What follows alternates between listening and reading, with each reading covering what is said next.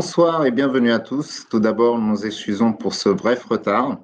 Dans le cadre du cycle de conférences de la phase d'idéation de l'Innovation Challenge organisé par AI for Tomorrow, nous avons aujourd'hui l'honneur d'accueillir Jean-Gabriel Ganassia. Bonsoir Jean-Gabriel Ganassia. Bonsoir. Très bien, je vais vous introduire, je vais vous présenter. Donc, vous êtes professeur d'informatique à la Faculté des sciences de Sorbonne Université et membre senior de l'Institut universitaire de France. Vous êtes chercheur au LIPSIS, laboratoire d'informatique de Paris 6, et au sein du laboratoire Hopville. Je pense que c'est comme ça que ça se prononce, vous me direz. Où vous faites collaborer vos équipes avec des équipes de littérature de la Faculté des lettres de Sorbonne Université. Spécialiste d'intelligence artificielle, d'apprentissage machine et de fouille de données, vos recherches actuelles portent sur la fusion symbolique des données, sur le versant littéraire des humanités numériques, sur la philosophie computationnelle et sur l'éthique des technologies de l'information et de la communication. Vous êtes également président du comité d'orientation du CHEC, cycle des hautes études de la culture, et membre du comité pilote de l'éthique du numérique du CCNE, Comité consultatif national d'éthique. Nous allons passer une heure ensemble, où nous aurons le plaisir de vous écouter pendant environ 40 minutes sur les mythes et réalités de l'IA, et nous finirons cette conférence par un moment de questions-réponses dans lequel je vous soumettrai une sélection de questions à partir du chat de l'événement. Je vous laisse la parole. Merci beaucoup. Je vous remercie de votre invitation à faire une présentation sur l'intelligence artificielle, les mythes et la réalité de cette discipline. Alors pour faciliter l'exposé, j'ai prévu de partager un certain nombre de transparents, donc que je vais essayer de mettre en scène. Normalement, ça ne doit pas poser de problème, donc je vérifie ici si vous les voyez bien. 2 secondes, il faut que je trouve la bonne version. Voilà, ici. Voilà. Est-ce que vous voyez mes transparents?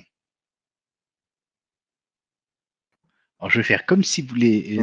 Ils ne sont pas encore là, mais voilà, ils sont là. Ça y est? Oui. D'accord, très bien. Donc, ce que j'ai prévu de faire comme exposé, c'est une espèce de panorama de l'IA en partant un peu de la définition historique, des définitions, vous allez voir qu'il y en a plusieurs, et puis de tous les fantasmes auxquels cette discipline a pu donner naissance pour ensuite parler de sa réalité à la fois technologique et sociale. Alors le tout premier, donc, toute première séquence portera sur l'histoire. Je crois que c'est important de le rappeler parce que il y a beaucoup de confusion et on a l'impression que c'est une discipline qui est née il y a 2-3 ans, éventuellement 10 ans, alors que c'est quelque chose de beaucoup plus ancien. Alors c'est d'abord ancien dans le projet. L'idée qu'il y a depuis des siècles, c'est de faire une machine qui soit capable de penser, qui reproduise des raisonnements. L'un des tout premiers à avoir eu cette idée, en tout cas celui qui est réputé être l'un des premiers à avoir eu cette idée, était un philosophe tout à fait extraordinaire, une espèce de génie, Leibniz, dont certainement vous avez entendu parler parce qu'il est à l'origine, entre autres, du calcul infinitésimal. Il a eu une œuvre philosophique majeure, mais il a aussi essayé d'arithmétiser la logique, c'est-à-dire faire de la logique qui au départ était un ensemble de manipulations d'expressions formelles qui exigeait que l'on mémorise toutes les transformations valides et que l'on condamne celles qui ne l'étaient pas. C'était ce qu'on appelait la syllogistique. Et donc ce que pensait Leibniz, c'est que cette logique, on pouvait en faire l'objet d'un calcul. Ça, c'était le premier point. Et c'est extrêmement important. Alors, calcul, ça veut dire quoi? Ça veut dire manipulation d'expressions symboliques. Et ce calcul, il pensait aussi qu'on pouvait le faire exécuter par des machines. Il a donc imaginé fabriquer une machine qui soit capable de penser. Alors, il ne l'a pas réalisé, on a fait des plans, ça n'a pas été jusqu'au bout. J'ai sauté ici quelques siècles et arrivé au 19e avec cette personne tout à fait extraordinaire dont vous avez peut-être entendu parler, Ada Lovelace. C'était la fille d'un très grand poète, Lord Byron, qui avait fait des mathématiques et qui était l'assistante d'un économiste qui s'appelait Charles Babbage. Peut-être ceux d'entre vous qui assistent à cette conférence savent que Charles Babbage est l'homme qui a inventé le concept d'ordinateur. Alors, la raison pour laquelle je cite Ada Lovelace, c'est parce que elle a essayé, elle a programmé, elle a essayé de comprendre ce qu'on pouvait faire avec ces ordinateurs. C'était au début du 19e siècle. J'insiste sur le fait que ces ordinateurs n'ont pas été réalisés. Charles Babbage a fait les plans des ordinateurs, il a réalisé une machine à calculer, mais il n'est pas arrivé à faire l'ordinateur. Mais ce plan ont été conçus et ensuite ils ont été utilisés. Et il y a aujourd'hui une machine qui a repris ces plans et qui montre que c'est un vrai ordinateur. Mais l'intérêt de Ada Lovelace, c'est que très tôt, elle a eu le sentiment que ces machines ne se limiteraient pas à faire du calcul mathématique, mais qu'elles pourraient aussi être utiles dans d'autres domaines qui relèvent de la pensée, éventuellement de l'imaginaire. Elle s'est dit qu'on pourrait traiter des textes et de la musique avec ces machines. Alors, quelques années plus tard, dans la deuxième moitié du 19e siècle, vous voyez que c'est très ancien, cet homme, c'était toujours un économiste, Stanley Gibbons, a utilisé l'algèbre de Boole et il a essayé de fabriquer une machine, c'est le piano mécanique que vous voyez ici, piano logique, qui permettait de faire des raisonnements, de simuler donc la pensée avec l'algèbre de Boole sur ce piano. Puis ici je vais mentionner quelqu'un qui a joué un rôle extrêmement important dans l'histoire de l'informatique, Norbert Wiener, et maintenant Alan Turing, que vous connaissez tous parce qu'il est à l'origine non seulement des fondements théoriques de l'informatique, mais aussi, souvent, on dit de l'intelligence artificielle. Alors, ce n'est pas tout à fait le cas, parce qu'en réalité, il n'a jamais prononcé le terme d'intelligence artificielle. Donc, j'ai dit tout à l'heure que nous avions, à partir de 1956, donc des jeunes chercheurs qui ont décidé de créer une discipline scientifique qu'ils ont appelée intelligence artificielle. C'est à ce moment que le terme a été introduit. Vous vous souvenez, donc j'ai dit tout à l'heure, Alan Turing, donc lui, a introduit cette idée qu'une machine puisse penser.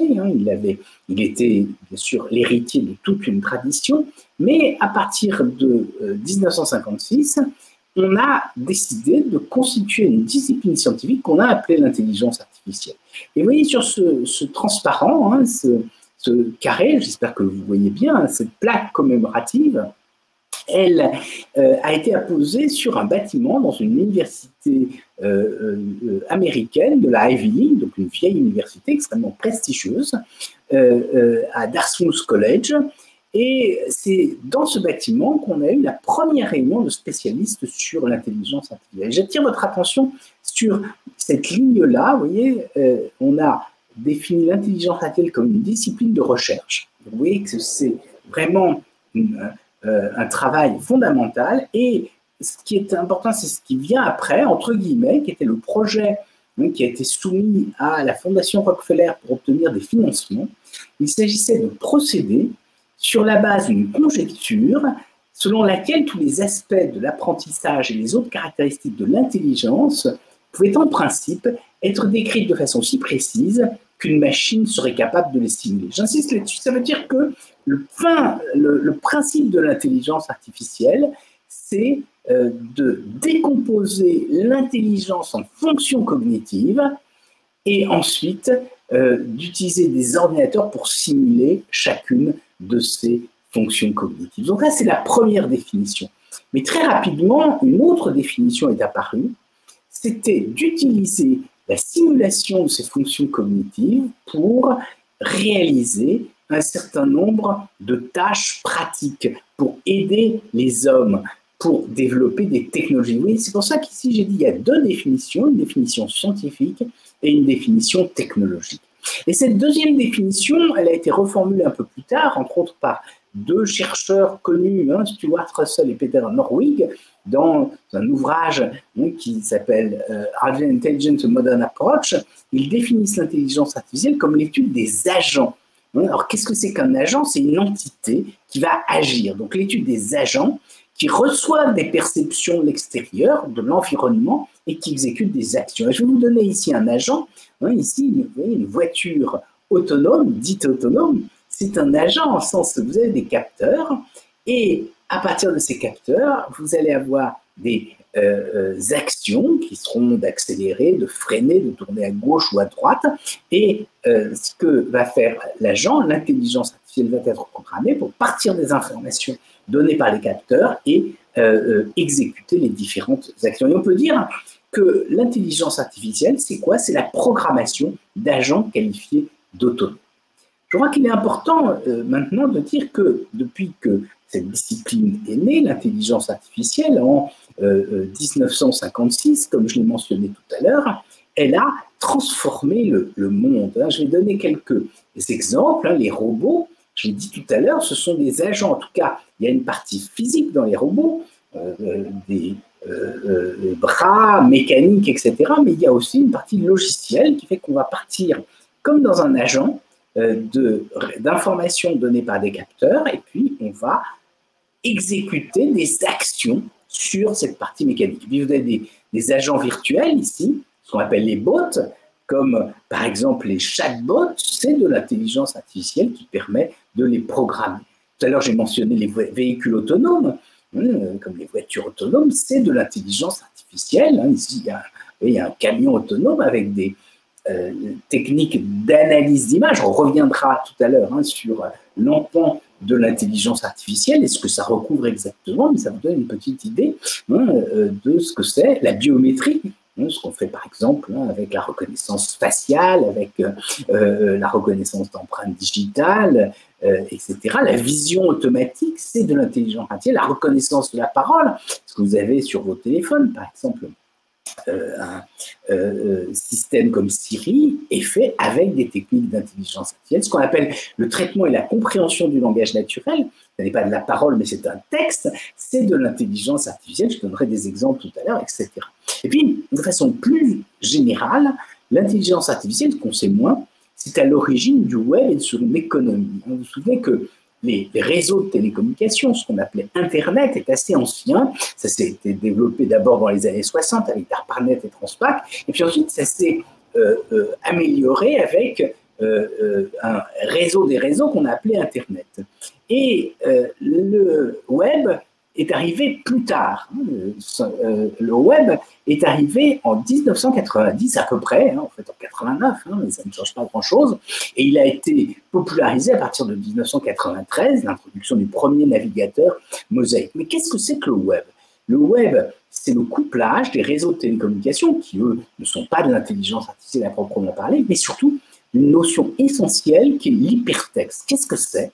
L'hypertexte, c'est un texte augmenté qui va simuler la mémoire. Et bien, ce texte augmenté est une simulation d'une fonction cognitive. Je vous l'ai dit, l'intelligence artificielle, c'est la simulation des fonctions cognitives, simulation donc d'une fonction cognitive très importante qui est la mémoire. Et il a été programmé en 1965 par Ted Nelson avec des outils d'intelligence artificielle. À l'époque, c'était la programmation en liste, ce qu'avait introduit John McCarthy. Et puis ensuite, Tim Berners-Lee, en 1990, qui a inventé le web, a introduit ce qu'on appelle le web sémantique, c'est de l'intelligence artificielle. De même, les moteurs de recherche font appel à de l'intelligence artificielle, et l'économie des moteurs de recherche, en particulier de Google, avec la publicité ciblée, repose sur l'intelligence artificielle. Tout ça pour vous dire donc que l'intelligence artificielle est vraiment au cœur des transformations. Monsieur Ganassien, je pense qu'on n'accompagne pas votre discours avec les slides. Elles sont restées figées pendant un moment. Ben voilà. Voilà. Donc, je reviens donc la deuxième partie de mon exposé. Peut-être, je vais vous montrer rapidement quand même les slides au début que j'avais mis, que vous voyez. Donc voilà, c'était, vous voyez, la plaque commémorative de la naissance de l'intelligence artificielle. Et puis, comme j'ai dit tout à l'heure, la deuxième définition, l'étude des agents autonomes, dont les voitures autonomes, bien sûr, sont des illustrations. Puis comme je vous l'ai dit, hein, l'IA a changé le monde. J'ai donné quelques illustrations ici. On reviendra là-dessus tout à l'heure. Et puis j'ai dit donc c'est à l'origine du web et de son économie. Et maintenant, je voudrais, dans une deuxième partie, parler des imaginaires autour de l'intelligence artificielle. Il faut bien comprendre que l'idée selon laquelle l'homme créerait une machine qui le dépasserait est beaucoup plus ancienne que l'intelligence artificielle. Et je vais en donner ici quelques exemples. Dans l'Antiquité, peut-être vous souvenez-vous de la légende de Pygmalion, qui était un sculpteur, qui réalisa une statue, Galatée, dont il est tombé amoureux et qui s'est animé, vous voyez, pour aller satisfaire son désir. Vous voyez que c'est, alors c'est pas une machine, mais c'est quelque chose, c'est un objet qui est créé. Hein. Plus tard, au XVIe siècle, à Prague, un rabbin a créé une statue d'argile et elle s'animait quand tu lui passais un message derrière les dents. Oui, c'est exactement un ordinateur. Hein. C'est un message codé qui était derrière les dents. Alors, il est arrivé tout un tas de légendes autour de ce golem que je ne raconterai pas ici, mais qui sont extrêmement intéressantes parce qu'elles montrent bien l'ambivalence qu'il y a lorsque on crée comme ça une statue ou une machine parfaite. C'est d'un côté, il faut une très grande sagesse pour être capable de le faire, et d'un autre côté, celle-ci peut ensuite nous dépasser. Et c'est ce qui arrive après. Hein, au XIXe siècle, il y a un très beau roman qui s'appelle L'Ève future, d'un très grand écrivain, Villiers de l'Isle-Adam, hein, où il évoque ce qu'il appelle les andréides, et en particulier une andréide qui a été créée par Edison, le grand Thomas Edison. Hein, c'est totalement imaginaire, hein, cette andréide qui était une femme parfaite. C'est pas très politiquement correct, hein, parce que il l'a créé pour un de ses amis qui était désespéré parce qu'il avait eu comme amante une comédienne, et donc, si vous voulez, c'était une femme qui dit toujours la vérité. Voilà, hein. Et puis, plus récemment, hein, au XXe siècle, les robots, hein, et l'an dernier, à cause de la pandémie, on n'a pas pu fêter la naissance du robot, mais vous devez savoir que le terme a été inventé par un dramaturge tchèque au début, en 1920, donc il y a juste un peu plus d'un siècle. Hein, ça vient de Rome, qui veut dire esclave, c'est un travailleur artificiel. Puis dernier point, et ça, vraiment, c'est propre à l'intelligence artificielle, au XXIe siècle, on parle de la singularité technologique. Alors, de quoi il s'agit, la singularité technologique? Hein, ça fait partie de tous ces fantasmes. Hein, c'est l'idée selon laquelle, oui, c'est une idée plutôt américaine, oui, c'est écrit en anglais, hein, l'intelligence humaine augmente avec le temps. Oui, ce sont des gens optimistes, hein, et c'est une question ouverte. Hein, est-ce qu'on est plus intelligent que les Grecs, hein? Moi, je n'en suis pas certain, bien sûr. Hein, les grands philosophes grecs étaient prodigieux. Mais il y a l'idée, oui, qu'ensuite, à partir de 1950, on a tout d'un coup un accroissement de la puissance des machines. Et cette puissance des machines, on suppose que c'est aussi l'intelligence des machines. Et l'idée, c'est que comme la puissance des machines augmente de façon exponentielle, il y a un moment donné où elle va dépasser l'intelligence humaine. Et c'est ce point-là qu'on appelle la singularité. C'est au sens mathématique, c'est une rupture. Pourquoi? Parce qu'il va y avoir un basculement. Les machines seront plus intelligentes que nous. Et là, il y a deux scénarios. Soit elles nous dépassent, elles prennent le pouvoir et il n'y a plus d'humanité. Soit nous nous hybridons aux machines et nous devenons ce qu'on appelle une transhumanité. Voilà.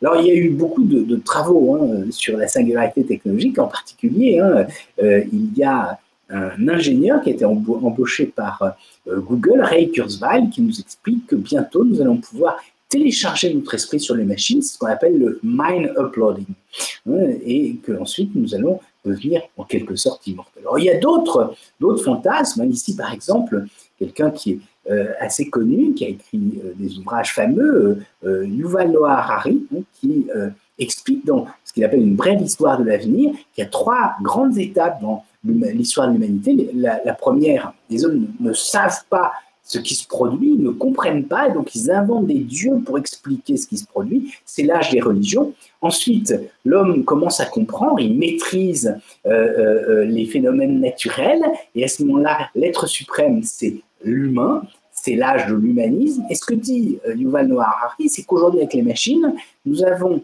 des technologies qui sont plus performantes que nous. Elles jouent mieux au jeu de Go que nous et elles vont être meilleurs médecins que nous. Et donc, à ce moment-là, elles vont nous dépasser. On va être obligé de leur confier la plupart des tâches. Et comme ces machines sont entraînées avec des données, hein, ce sont les data, et bien, il appelle ça le dataïsme, l'ère des données qui est la fin de l'humanisme, dépassement de l'homme par les machines qui seront plus sages que nous. Alors, est-ce que c'est vrai ou pas, hein? Est-ce que, comme le dit Eric Sadine, l'intelligence artificielle est un anti-humanisme radical? C'est une question ouverte. Alors, ce que j'ai fait hein, dans un ouvrage que j'ai écrit il y a quelques années, hein, c'est essayer de reprendre toutes ces légendes et de se demander en tant que scientifique si elles étaient fondées. Alors, je vais vous résumer ça très rapidement parce que je ne voudrais pas que tout mon exposé porte sur ce sujet-là, mais comme je l'ai dit tout à l'heure, beaucoup de ces théories reposent sur l'idée que les processeurs ont des capacités de calcul qui augmentent de façon exponentielle, c'est-à-dire qui doublent à intervalles réguliers. C'est ce qu'on appelle la loi de Moore, du nom d'un ingénieur de la société Intel, qu'il a émise en 1964. Alors, elle se vérifie depuis pratiquement, peut-être qu'elle n'est pas tout à fait vraie, hein, parce qu'on sait aujourd'hui qu'il va y avoir une fin de la loi de Moore, en tout cas qu'elle va être amenée à évoluer. Mais indépendamment de cela, même si ça continuait à s'accroître, la fréquence de calcul ne correspond pas à l'intelligence. En réalité, on ne sait pas très bien ce que c'est que l'intelligence, mais des phénomènes comme la conscience, par exemple, sont extrêmement mystérieux. Et en tout cas, on ne les réduit pas simplement à des machines qui vont très vite. Et puis enfin, deuxième chose, hein, Yuval Noah Harari nous explique que ces machines vont nous dépasser parce que avec beaucoup de données, on a parlé du dataïsme, elles vont apprendre et être plus performantes que nous. C'est ce qui se passe, par exemple, dans le domaine médical.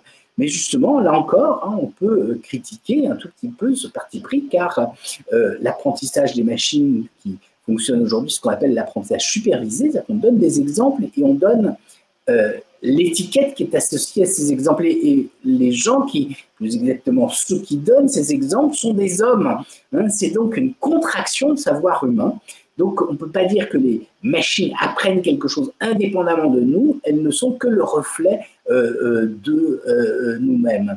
Et puis enfin, il y a, lorsque on apprend, hein, lorsque par exemple la science évolue, ce qu'on appelle des changements de paradigme qui tiennent au fait que les conceptions, les concepts se transforment. Pour ça, on n'est pas encore capable de le faire avec des machines. Puis dernier point, la chose curieuse, c'est que les entreprises qui elles-mêmes travaillent dans le domaine de l'intelligence artificielle nous expliquent que l'intelligence artificielle est dangereuse.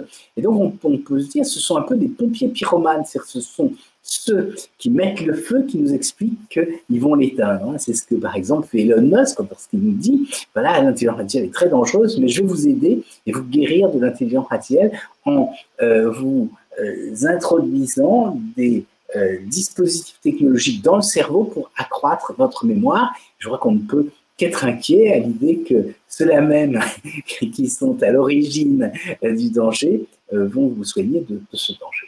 Donc ça, c'était la partie fantasme, hein, dont j'essaie de montrer, alors très rapidement bien sûr, qu'elle n'est pas fondée. Mais maintenant, je voudrais, dans une troisième partie, évoquer le panorama des techniques de l'intelligence artificielle, la réalité de l'intelligence artificielle, réalité technologique et ensuite réalité sociale. Alors, réalité technologique, hein, pour cela, je vous ai dit, vous vous souvenez au tout début, que le but de l'intelligence artificielle, c'était de décomposer l'intelligence en fonctions cognitives et de simuler ces fonctions cognitives. Alors, pour donner un panorama général, ce que j'ai fait, c'est prendre une modélisation des fonctions cognitives qui est classique aujourd'hui en 5 grandes classes de fonctions cognitives. Je vais les énumérer ici et puis ensuite, très rapidement, pour chaque classe de fonctions cognitives, je vais vous indiquer quelles sont les applications de l'intelligence artificielle. Parce que souvent, on réduit l'intelligence artificielle à juste une chose de l'apprentissage. C'est, je crois, beaucoup plus vaste. Donc, 5 fonctions cognitives. Les premières, c'est ce qu'on appelle les fonctions réceptives. Ça veut dire quoi? Tout à l'heure, je vous ai dit, si on prend une voiture autonome, elle a des capteurs. Ces capteurs génèrent des flux d'informations et ensuite, il faut interpréter ces flux d'informations. Ben, c'est ça les fonctions réceptives. Ça veut dire quoi? C'est que ça autorise le traitement, la classification, l'intégration de toutes les informations. Je reviendrai là-dessus pour vous donner des illustrations plus précises. La deuxième chose, c'est ce qu'on appelle la mémoire. C'est qu'une fois que vous avez organisé ces flux d'informations, vous les avez ingérés, vous devez pouvoir stocker ça. Donc, vous allez trouver des langages qui vont permettre de décrire, d'accéder à ces informations, puis ensuite d'exploiter ces informations. Cette exploitation, c'est ce qu'on appelle l'apprentissage. Enfin, troisième chose, ces informations, vous pouvez en déduire de nouvelles informations, c'est l'assimilation du raisonnement, de la pensée, et éventuellement la réorganisation de cette mémoire.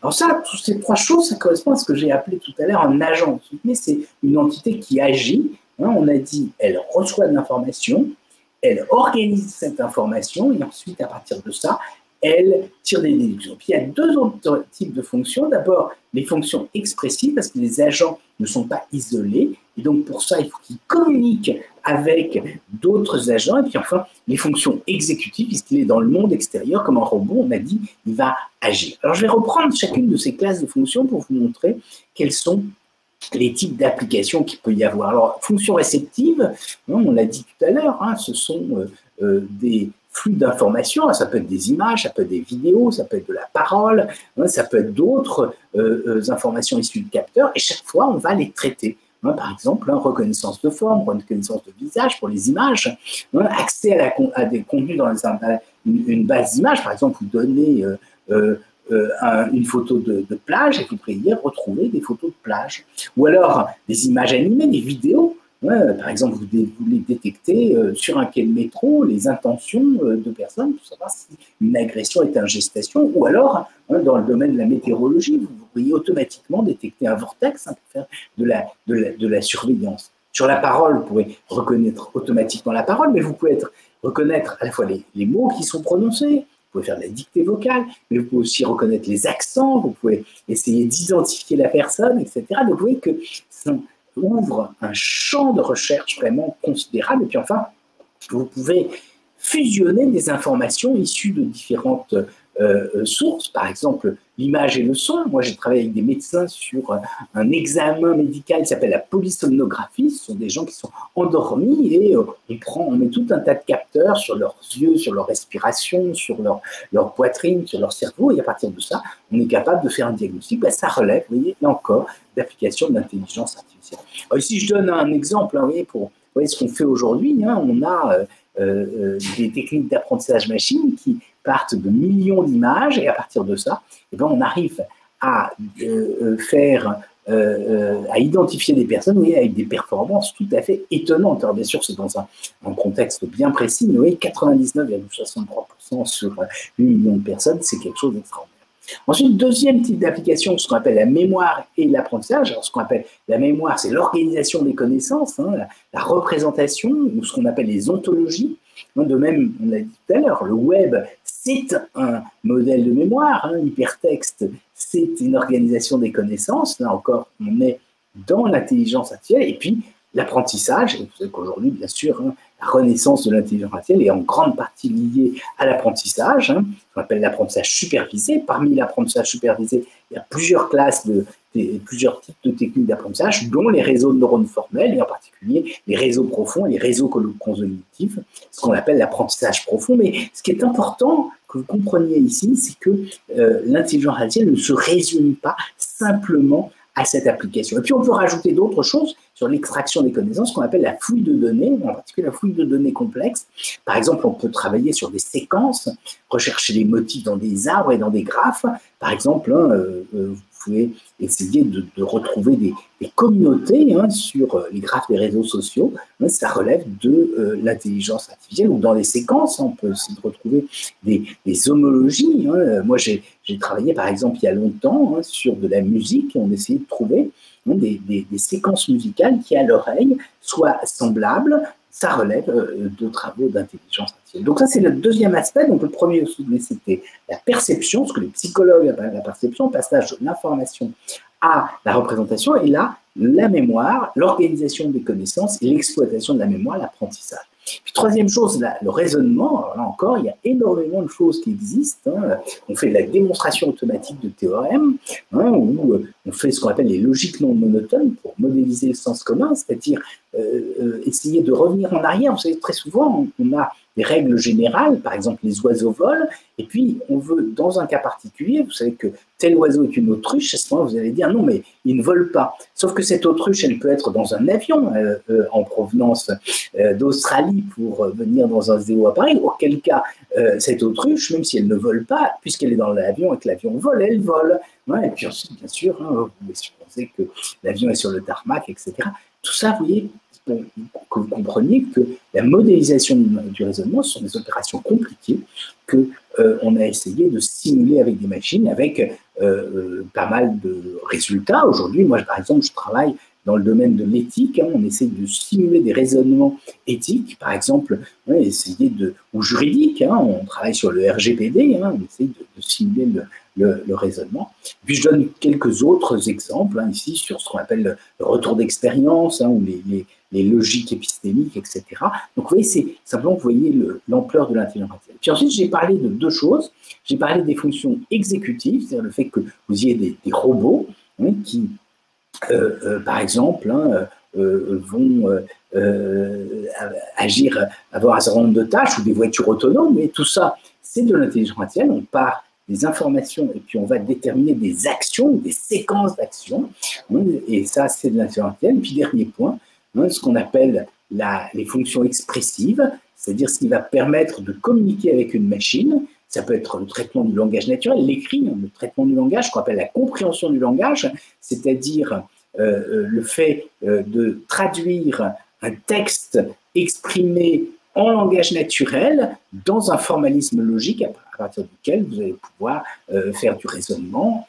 C'est ce qu'on appelle les systèmes questions-réponses, hein, et puis on peut aussi faire de l'apprentissage sur les grandes bases de texte. Plus généralement, on développe ce qu'on appelle les interfaces homme-machine qui permettent de dialoguer, hein, les chatbots, ce qu'on appelle les robots bavards, ou l'informatique affective, les avatars émotifs. Tout ça relève de l'intelligence artificielle. Et on a même des techniques de ce qu'on appelle les interfaces cerveau-ordinateur, où on met des électrodes sur le cerveau, on récupère le signal électromagnétique qui est corrélé à l'activité cérébrale, et ensuite on va corréler ces signaux électromagnétiques avec une intention. Et ça permet ensuite de faire de la commande juste par la pensée. Et vous voyez que là, encore, l'intelligence artificielle joue un rôle central, puisque qu'est-ce qui va se passer? Vous avez vos signaux électromagnétiques, vous avez les intentions, vous faites de l'apprentissage supervisé pour faire cette commande avec les interfaces cerveau-ordinateur. Puis je voudrais terminer juste sur ces questions de communication homme-machine par évoquer ce qu'on appelle les perroquets stochastiques. Alors, qu'est-ce que ça veut dire perroquet? Ça veut dire ce sont des animaux qui parlent. Stochastique, c'est-à-dire le hasard. Alors, qu'est-ce que c'est? Ce sont d'énormes modèles de langage qui sont aujourd'hui mis en œuvre par les très grandes industries. Vous voyez qu'ici, hein, vous avez un tableau avec les dates, vous voyez, BERT 2019 hein, ici, et le dernier, Switch 2021. Et ce qui est impressionnant, c'est qu'ils sont entraînés avec d'immenses quantités de textes, des encyclopédies en ligne, et plusieurs centaines de gigaoctets, c'est-à-dire des millions de livres. C'est vraiment considérable, hein, ça correspond hein, à l'équivalent de la Bibliothèque nationale de France. Mais ensuite, et c'est ça qui est étonnant, c'est qu'on fait ça avec des réseaux de neurones qui ont un nombre de connexions vertigineux. Attendez, juste, je reviens en arrière pour que vous voyez, hein, les montres sont des objets très anciens qui sont transformés par le numérique. C'est-à-dire que vous avez des aiguilles, elles peuvent être virtuelles, ça peut être un écran, mais elles peuvent être physiques, mais en même temps, vous avez une connexion avec un téléphone, donc vous voyez, ça ressemble à une montre, et en même temps, c'est plus qu'une montre. De même, les lunettes, bientôt, vous aurez sur votre champ de vision projeté, avec la réalité augmentée, un certain nombre d'éléments d'information sur ce que vous êtes en train de voir, ou les bracelets hein, peuvent en même temps enregistrer votre pouls, hein, votre tension, les bicyclettes aujourd'hui sont pleines de dispositifs électroniques, hein, c'est ce qui explique d'ailleurs qu'on soit capable d'avoir des vélos en libre service aujourd'hui. Les chaussures vont avoir des capteurs, les voitures, on dit de plus en plus que ce sont des ordinateurs sur 4 roues, c'est-à-dire là où c'était d'abord de la thermodynamique, éventuellement éventuellement de la mécanique. Aujourd'hui, c'est de l'informatique. Et puis, je vais prendre un autre objet spécialisé, l'emblème d'un corps de métier, le médecin, le stéthoscope, vous voyez.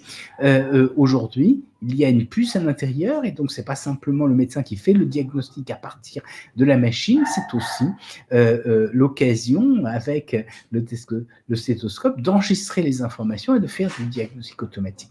Alors j'insiste là-dessus, ça veut dire que le monde dans lequel on vit de l'extérieur paraît semblable à celui qui existait auparavant et en réalité les objets se transforment, il y a de l'intelligence ajoutée aux objets. Je crois que c'est vraiment central pour comprendre le monde d'aujourd'hui et pour comprendre ce que deviendra le monde de demain. Mais ça, c'est le monde des objets. Mais ce que je crois aussi, c'est que l'intelligence artificielle contribue, et le numérique en général, à transformer la condition humaine. Et pour ça, je vais prendre cette image que j'aime beaucoup. C'est un tableau de Magritte, vous voyez, dans lequel vous avez un tableau peint sur un tableau d'un paysage et vous avez l'un et l'autre qui se confondent. Mais c'est un peu ce qui se produit aujourd'hui avec le numérique, c'est un double de notre monde.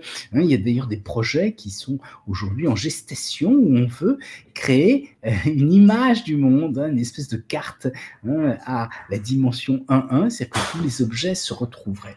Et bien plus généralement, vous allez avoir ce que j'appelle une réontologisation des sociétés. Alors, qu'est-ce que ça veut dire? Ontologie, c'est la science de l'être. Réontologisation, ça veut dire que les notions qui font un peu la trame du tissu social sont en train de se réécrire avec le numérique et les techniques d'intelligence artificielle. Ça veut dire que les relations humaines évoluent de façon centrale. C'est pour ça que je dis ça change la société. Je vais vous donner quelques exemples.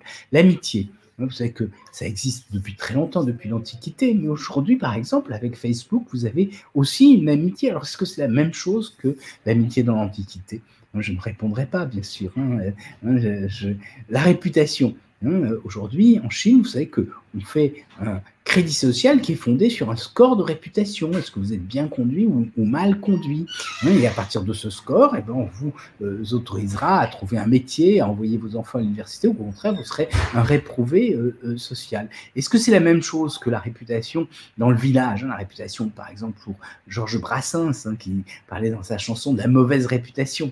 Je ne crois pas tout à fait, et ça fait partie des questions. La confiance. Est-ce que la blockchain, c'est la même chose que, vous savez, sur les marchés avant, il y avait le top là pour conclure un marché, on se serrait la main collectivement, on topait.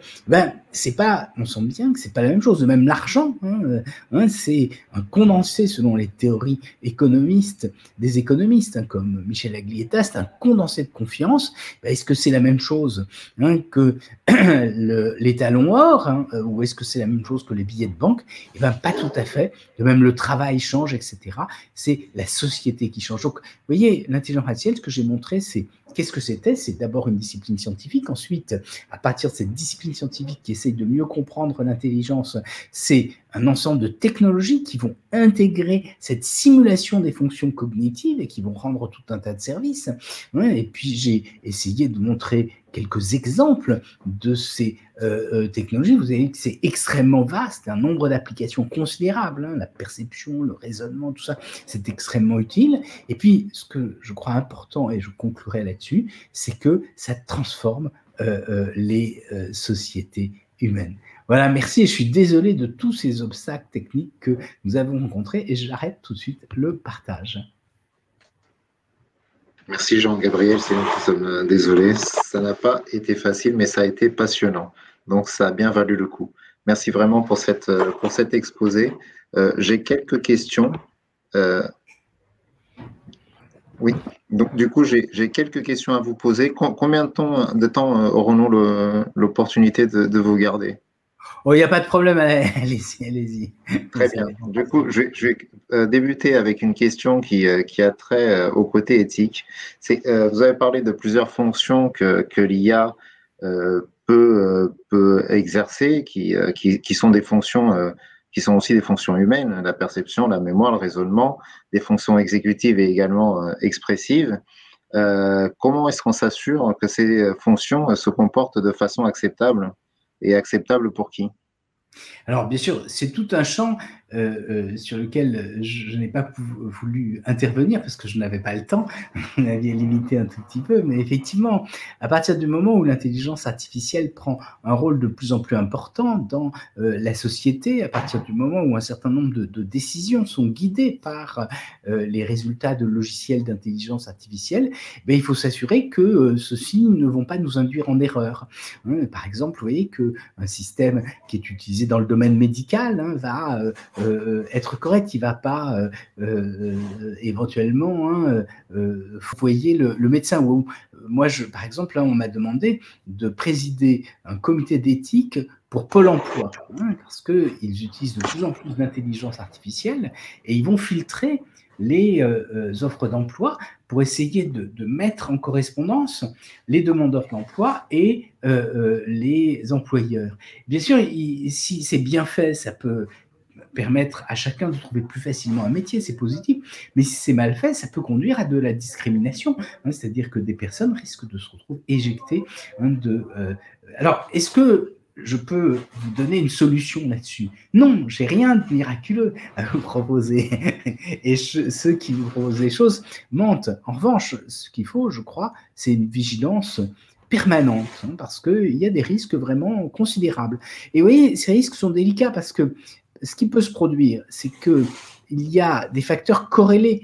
Par exemple, aux États-Unis, on sait que l'habitat est extrêmement corrélé à le milieu social et l'origine ethnique.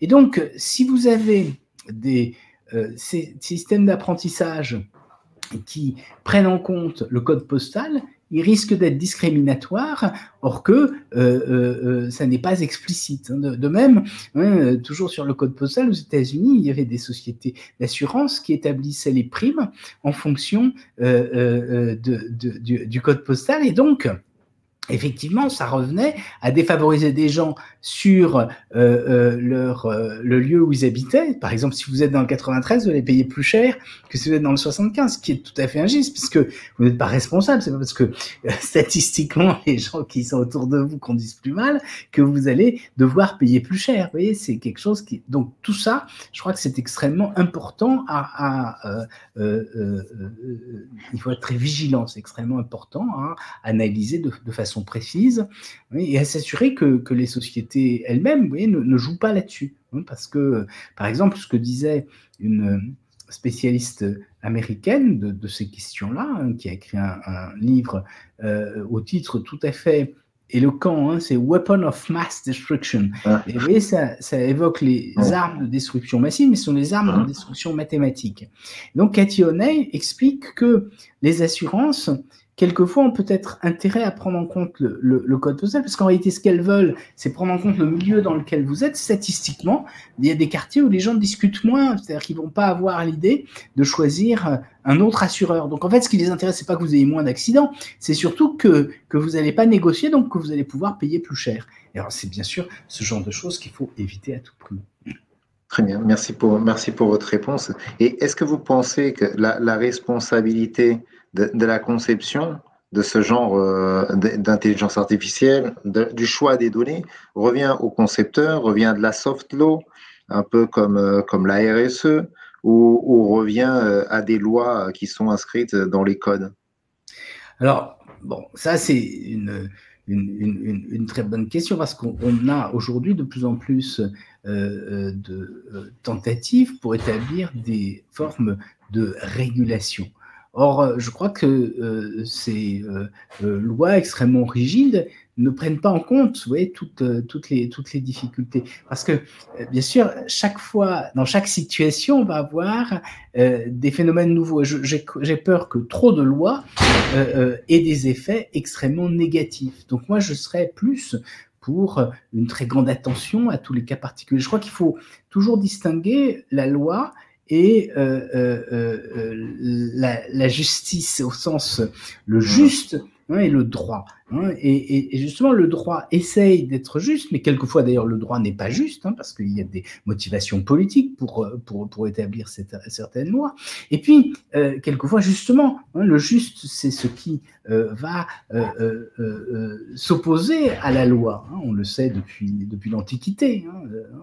On se souvient, par exemple, de l'histoire d'Antigone, mais on le retrouverait à bien des égards. Et je crois que c'est ça, je crois qu'il faut essayer d'être juste plutôt aujourd'hui, plutôt que de légiférer. Il faut essayer de se demander dans chaque situation qu'est-ce qui peut être fait pour le meilleur, et bien sûr pour ça il faut réfléchir sur les différentes situations et les problèmes que ça peut poser avec tous les acteurs. Je crois que c'est ça, je crois, là, s'il y avait une solution. Donc ça veut dire que on n'a pas de remède miracle, mais je crois que il faut être attentif. Et c'est aussi pour ça, je crois qu'il faut former les gens, il faut former les ingénieurs à ces questions-là, parce qu'il faut se rendre compte que ce sont des technologies particulières, ce qu'on appelle les systèmes sociotechniques, qui se conçoivent en fonction d'une organisation sociale, et donc il faut les penser dès le départ dans cette perspective-là.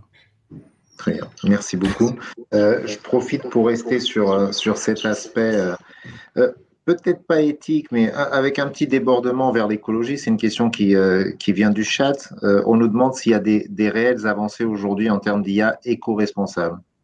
Alors, c'est je crois, quelque chose de plus en plus important aujourd'hui. On s'est rendu compte, entre autres avec le développement des moteurs de recherche, les grands centres des grands acteurs comme Google, qu'il y avait énormément disons qu'il y avait un coût énergétique extrêmement fort. Au début, ça n'apparaissait pas. Donc de plus en plus, on essaye d'en prendre conscience et puis se demander si on est capable de faire des progrès. Alors, j'ai évoqué tout à l'heure ces énormes modèles de langage, ce que j'ai appelé les perroquets stochastiques. Il y a une chercheuse américaine qui travaillait chez Google, qui justement s'est fait renvoyer de chez Google parce qu'elle a écrit un article où elle a critiqué ces modèles de langage. Elle les a critiqués sur les biais, c'est-à-dire éventuellement les erreurs qu'il pourrait induire. Alors, son article est peut-être discutable de ce point de vue-là, mais surtout, elle les a critiqués. Et là, c'est un argument qui, je crois, est très fort sur le fait que ce sont c'est une dépense énergétique extrêmement forte. Vous voyez, si on apprend sur autant d'exemples, et je crois que l'apprentissage machine, effectivement, peut poser problème de ce point de vue-là. On pourrait imaginer d'autres technologies d'intelligence artificielle, je l'ai expliqué tout à l'heure, qui sont beaucoup moins gourmandes en énergie. Donc, je crois qu'il va falloir essayer de faire des progrès en cette matière. Je crois qu'il y a trop peu de travaux sur effectivement une IA éco-responsable, surtout, j'insiste, chez les grands acteurs de l'Internet qui ont d'immenses centres de calcul pour faire de l'apprentissage, pour faire de la publicité ciblée, etc. Et donc, je crois que il faut rajouter à ça qu'il y a aussi quelque chose qui n'est pas de l'intelligence artificielle à proprement parler, mais tout ce que sont les monnaies virtuelles, comme le Bitcoin, se fondent sur le minage qui, lui aussi, est extrêmement gourmand en quantité d'énergie. Donc, je crois vraiment que dans les années qui viennent, ce seront des problématiques majeures qu'il faudra aborder. Très bien. Une deuxième question qui permet de faire le lien d'ailleurs, c'est qu'il y a de plus en plus de gros modèles. On peut parler de GPT-3 de Google qui consomme un nombre incroyable de données et par conséquent consomme également un nombre incroyable d'électricité. Est-ce qu'on va continuer, ou à votre sens, vous ne faites pas de futurologie, surtout vous l'évitez, mais est-ce qu'à votre sens, on va continuer dans cette course au modèle le plus gros, le plus puissant, compte tenu des limites écologiques et énergétiques dont on vient de parler? C'est un peu ce que j'ai évoqué tout à l'heure, parce que j'ai évoqué un GPT-3, vous l'avez vu, un modèle de langage. Je crois que ça va dépendre certainement de la pression que la société exercera sur ces grands acteurs, parce que si on les laisse seuls, eux-mêmes vont poursuivre, ils n'ont aucune raison d'arrêter leur modèle. S'ils pensent que cela leur font gagner de l'argent, ils vont les développer. Si on exerce une forte pression, éventuellement si on arrive à taxer les ressources de calcul trop massivement utilisées, et ben à ce moment-là, bien sûr, ça pourrait peut-être un jour s'arrêter. De même, si vous voyez le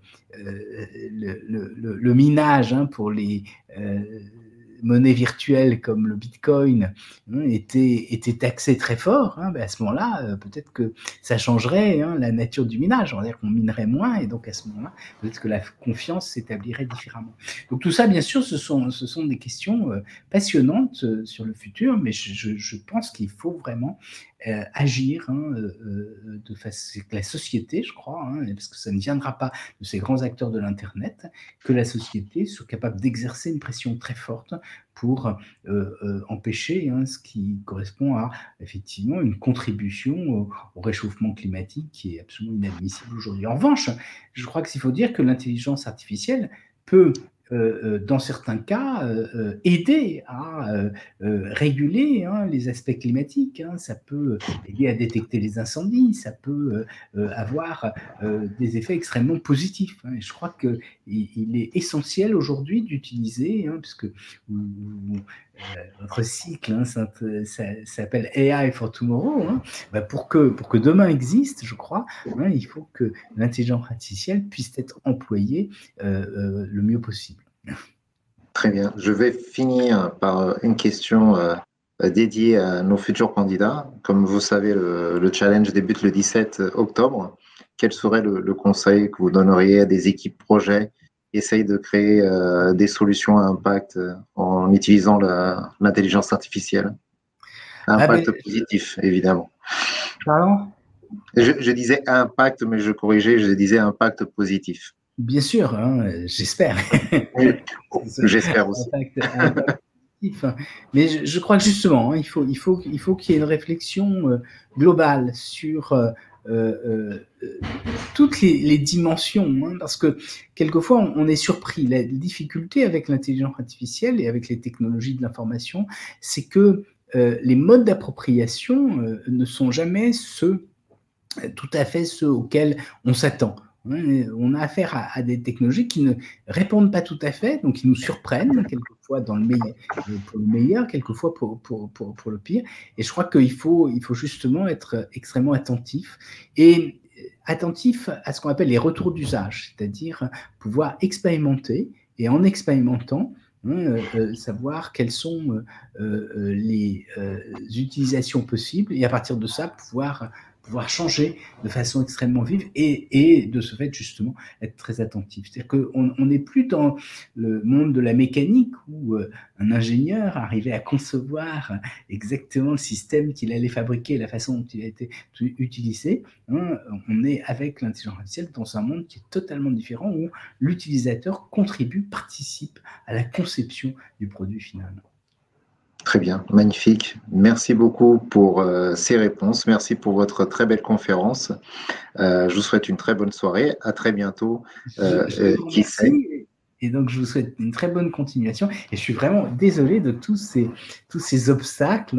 Et d'ailleurs, vous voyez, on a une image dégradée parce que j'ai enlevé la caméra habituelle et j'ai mis la caméra de secours. Voilà. On n'a pas très bien commencé, mais on a très bien terminé. Merci encore. Très bonne soirée, très bonne semaine, à bientôt. Au revoir.